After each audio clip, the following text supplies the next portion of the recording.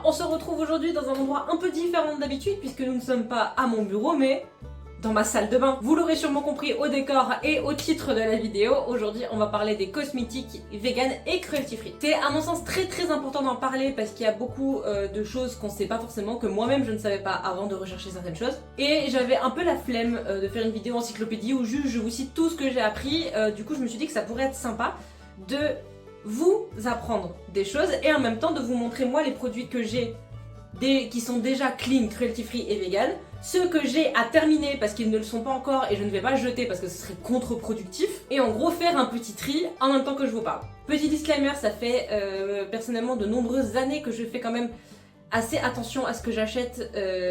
J'achète beaucoup de choses chez Avril et chez Lush depuis longtemps maintenant, mais j'ai une maman qui est complètement accro aux promotions beauté chez Super U. Vraiment, elle a au moins 25 gels douche d'avance à la maison. Maman, il faut arrêter ça. Et du coup, elle m'enfile à chaque fois. Je crois que ça doit faire au moins 2-3 ans que j'ai pas acheté de gel douche moi-même. Genre, j'ai un stock là.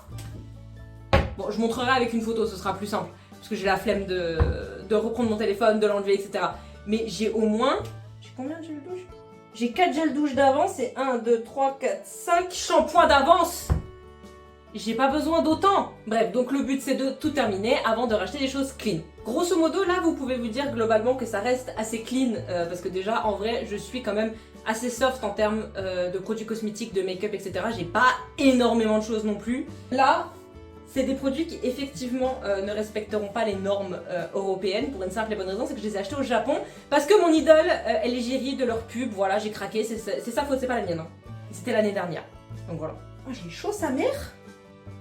Il fait chaud dans la salle de bain, qui est l'idée de merde aussi. Là, comme ça, vous allez sûrement vous dire que dans tous les cas, tout est cruelty free parce que les tests sur les animaux concernant les cosmétiques ont été interdits en Europe en 2013. Mais ce n'est malheureusement pas aussi simple que ça. Il faut savoir que dans un cosmétique, ils peuvent utiliser un ingrédient qui, à la base, était utilisé dans un autre contexte. Produits ménagers, d'entretien, etc. Et ça peut être testé si c'est exigé par exemple par l'Agence européenne des produits chimiques ou alors au nom de la sécurité si par exemple c'est un produit que des employés utilisent dans leur travail, etc. Donc ces mêmes ingrédients peuvent être obligatoirement testés et peuvent être ensuite utilisés pour des cosmétiques. Ils peuvent aussi être testés pour un aspect de santé sur des problèmes du long terme, type cancer ou fertilité. Et une autre chose, c'est que ça peut être aussi des produits avec une vieille formule qui date de avant l'interdiction des tests sur les animaux, donc du coup ça contourne la loi. Quelque chose dont on va parler en vous montrant les premiers produits, c'est les labels. Alors il y a énormément de labels, je vais vous les mettre juste ici parce qu'il y en a vraiment beaucoup. Auquel vous pouvez vous fier, mais il faut pas toujours partir du principe que s'il n'y a pas le label, c'est que ce n'est pas fiable. Moi par exemple, comme je vous dis, il y a une marque que j'ai beaucoup chez moi, c'est la marque Avril. J'ai, énormément, on se comprend, hein. J'ai ma crème, c'est chez eux, mon nettoyant pour le visage, c'est chez eux, de chez eux j'ai de l'aloe vera aussi, et j'ai un peu de make-up, j'ai mon anti-cerne et mon mascara qui viennent de là-bas. Avril, il faut faire attention parce que c'est une marque qui est toujours cruelty free, mais pas toujours vegan. Il me semble que de tous les produits là que je vous montre, ils sont tous vegan. Du moins, ça m'étonnerait que je les ai achetés si c'était pas le cas. Dans tous les cas, je vérifierai et je vous mettrai ici si je me suis trompée dans quoi que ce soit concernant les produits que je vous montre. Mais du coup, vous pouvez voir, putain, je me sens tellement youtubeuse beauté à faire ça là, qu'il n'y a pas de label PETA avec le petit lapin qui dit cruelty free. En fait, il faut savoir que les labels, ça peut engager certains frais de les mettre parce que ça demande des tests assez rigoureux, etc.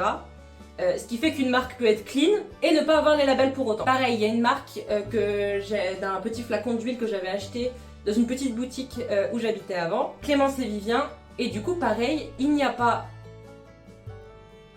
de petits labels, il y a juste écrit que la composition est bel et bien vegan juste là, mais c'est tout. C'est-à-dire qu'il n'y a pas le petit label comme il y a sur d'autres choses que je vais vous montrer. C'est des palettes que des amis m'ont offertes. Ce petit label juste là. Voilà, le petit label de PETA avec le lapin où il y a écrit cruelty free et vegan.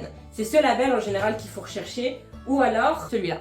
C'est à peu près le même, mais il est un peu différent. Encore une fois, il y en a d'autres, donc je vous mets les photos parce que tous les produits que j'ai n'ont pas les mêmes labels. Aussi, une autre petite chose, alors c'est quelque chose par lequel je me suis laissée avoir pendant de nombreuses années. Vegan ne veut pas dire cruelty free. Exemple.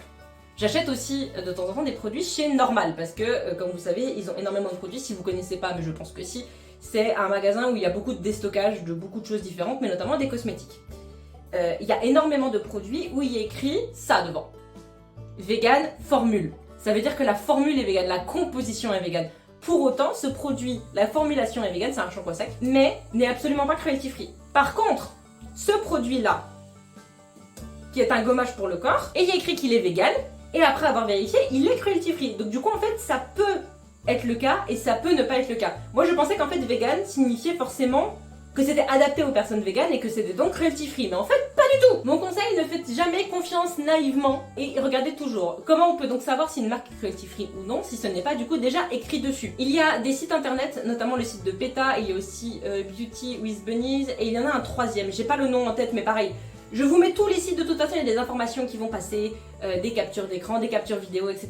pour vous montrer et illustrer ce que je suis en train de dire. Ou en gros vous avez comme un moteur de recherche où vous tapez le nom de la marque et ça va vous mettre si c'est clean ou pas clean. Deux autres petites choses dont il faut qu'on parle. La première chose dont il faut qu'on parle, c'est la Chine. Vous êtes peut-être au courant que pendant plusieurs années, vendre ces cosmétiques en Chine signifiait forcément qu'on était obligé de faire des tests sur les animaux.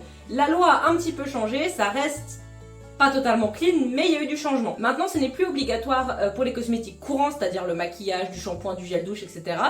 Si vous apportez, si les marques apportent aux entreprises chinoises, au gouvernement chinois, je ne sais pas, des preuves de sécurité comme quoi le produit est fiable. Par contre, pour certains autres produits, ça peut être exigé, tout ce qui est par exemple crème anti-rides, etc. Donc en gros, partez du principe que ça reste quand même risqué selon ce que vous achetez si c'est aussi commercialisé en Chine. Et aussi, une autre chose à laquelle il faut se méfier, c'est qu'il y a parfois des marques qui sont clean, mais qui n'appartiennent pas à une entreprise qui est clean. Je m'explique. Une marque que j'aime bien, dont j'ai certains produits qui sont vegan, d'autres qui, il me semble, ne le sont pas, mais encore une fois, j'attends de les terminer, je vais pas les jeter. C'est NYX, que vous connaissez très sûrement parce qu'ils sont quand même assez connus. Le problème, c'est que NYX est cruelty free et ils ont souvent des produits avec une formule vegan, mais ils appartiennent à L'Oréal, au groupe L'Oréal. Et le groupe L'Oréal, lui, n'est pas cruelty free. Donc à ce moment-là, ça dépend entièrement de vous, de votre manière de vouloir consommer ou non. C'est pareil, mon liner que je mets tout le temps, que vous me voyez tout le temps avec, c'est mon liner de chez Kat Von D. Et Kat Von D, c'est pareil, il me semble qu'elle appartient pas à L'Oréal. Je sais pas s'ils appartiennent pas à Urban Decay. Oh, je sais plus, c'est pareil, c'est quelque chose que je vous mettrai dans le coin. La marque en soi est clean, le liner que j'ai est vegan et cruelty free, parce que la Kat Von D est elle-même vegan, mais la marque n'appartient pas à une marque qui est elle-même cruelty free et vegan.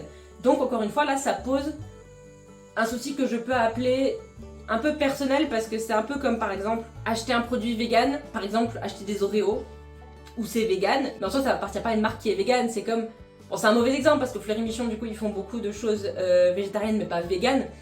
Mais ou par exemple, même en tant que végétarien, si on achète un jambon ou un truc de Fleury Michon parce que c'est végétarien, de se dire bah oui, mais aussi on finance du coup le fait qu'ils font aussi de la viande. Donc c'est propre à chacun. Moi personnellement, je vais partir du principe qu'encore une fois je termine mes produits et après encore une fois sachant que j'utilise pas grand chose, j'ai pas énormément de make-up, je veux dire mon make-up il se résume à un anti-cerne, un mascara, mon liner, genre 2 palettes qu'on m'a offertes et de l'illuminateur quand j'ai envie de mettre des paillettes, c'est tout. Et je me fatigue, je suis partie dans tous les sens, ce qui fait que je n'ai même pas fini ma propre phrase.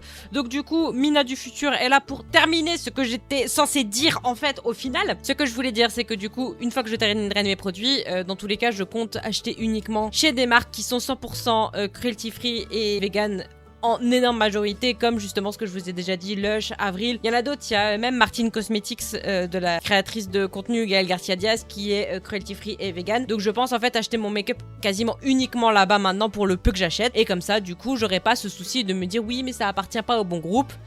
Voilà. Désolée pour la petite interlude, je vous relaisse avec moi. Du coup, les produits que j'ai à terminer, si ça vous intéresse, pour savoir ce qui n'est pas clean, j'avais un masque pour les cheveux où, bon, c'est pas le plus dégueu, hein, c'est un truc le petit Olivier, c'est genre 100% naturel, bla bla bla, 100% naturel d'accord, mais ni vegan ni cruelty free, donc une fois fini, ça dégage. Le petit Marseillais, c'est la même chose, Dop, c'est pareil, mais Dove par contre sont cruelty free, c'est le logo que je vous ai montré tout à l'heure. Alors est-ce que leurs produits sont vegan? Je n'en sais rien, parce que je vous avoue, avant cette vidéo, je suis allée faire des courses. Je suis passée dans le rayon cosmétique en me disant, mais je vais regarder justement s'il y a des marques en grande surface, cruelty free et vegan, parce que j'avais un souvenir qu'il y en avait, il y avait une marque que je voyais avant et je ne la vois plus, donc je pense qu'elle n'existe plus. Et je pensais les retrouver pour vous donner cet exemple-là, je les ai pas trouvés, ça m'a énervé. Donc je pense que la marque n'existe plus, en fait, parce que ça commence à remonter, mine de rien, mais bref. Je vous mettrai les infos ici. Des produits cruelty free et vegan en grande surface, apparemment ça n'existe pas en fait. Mais du coup c'est là qu'on va rentrer dans la deuxième partie de cette vidéo et qu'on va sortir de ma salle de bain, parce qu'on va sortir même de chez moi pour aller voir où est-ce qu'on peut trouver des produits cruelty free et vegan. Let's go! Tomorrow. Désolé de vous reprendre en voix off, mais pas encore assez à l'aise pour faire du vlog à l'extérieur. On commence notre aventure chez Normal. Là, vous pouvez voir une marque pour les cheveux qui est donc vegan et j'ai vérifié sur internet cruelty free. La seconde est cruelty free, mais il n'y a pas le logo vegan. Et pour celle-là, du coup, il y a le logo vegan et également cruelty free. Ils avaient aussi du make-up et là, vous pouvez voir le petit logo PETA et le petit logo vegan végétarien. Ils avaient aussi la marque Dove et du coup, j'ai découvert qu'il y a quand même des produits qui sont vegan, mais pas tous. Ensuite, direction Lush, toute ma vie. Lush est toujours cruelty free, voire même des tote bags incroyables. Voici le mien. Il y a 3 catégories à Lush. Ceux qui n'ont aucun logo comme celui-ci, ceux qui ont un petit logo végétarien comme celui-ci, et la majorité des produits qui ont le petit logo vegan. Allez-y les yeux fermés, j'adore. On en vient à mes autres chouchous, Avril. Là-bas, pareil, tout est cruelty free et quasiment tout est vegan. En fait, c'est indiqué sur les petites étiquettes. Vous voyez juste à côté du prix si c'est vegan ou non. Ils ont aussi des trucs de recharge, on a cette juste un sorte de comprimé qu'on met dans l'eau pour reconstituer notre produit. Écologiquement, c'est incroyable. On finit notre petite excursion dans le monde extérieur par Emma. Personne n'y pense et pourtant leurs produits sont tous cruelty free. Je peux pas vous dire si tout est vegan, mais de tous les produits que j'ai vus, tout était vegan. Même les pinceaux et même les shampoings secs. Maintenant, je vais vous montrer 2 autres marques et 2 autres ressources pour savoir où aller. En premier, comme j'ai dit précédemment, on a la marque de Martin Cosmetics. Alors, le make-up est cruelty free et vegan, mais la skincare est notée uniquement cruelty free, mais non vegan. Et le haircare, il n'y a absolument rien d'écrit.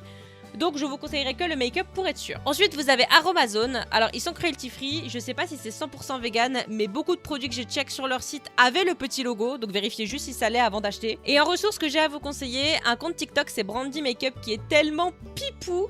Il vous conseille plein de marques, de cosmétiques, de make-up, vraiment allez-y les yeux fermés. Et aussi, une ressource avec laquelle j'ai commencé, c'est la petite noisette qui liste toutes les marques cruelty free en précisant bien si c'est cruelty free et vegan ou non, si ça appartient à une autre marque ou non, comme Kat Von D qui appartient à LVMH, NYX à L'Oréal, etc.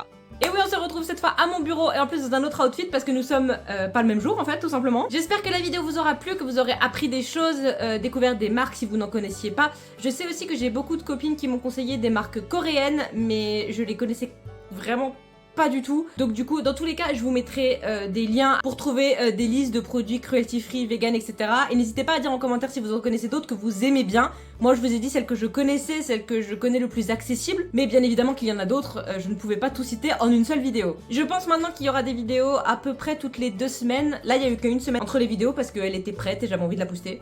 Du coup, voilà. Mais la semaine prochaine, je ne suis pas là, je suis chez mes parents. Donc du coup, il n'y aura pas de vidéo, mais je serai là dans 2 semaines, c'est promis. À bientôt, ciao!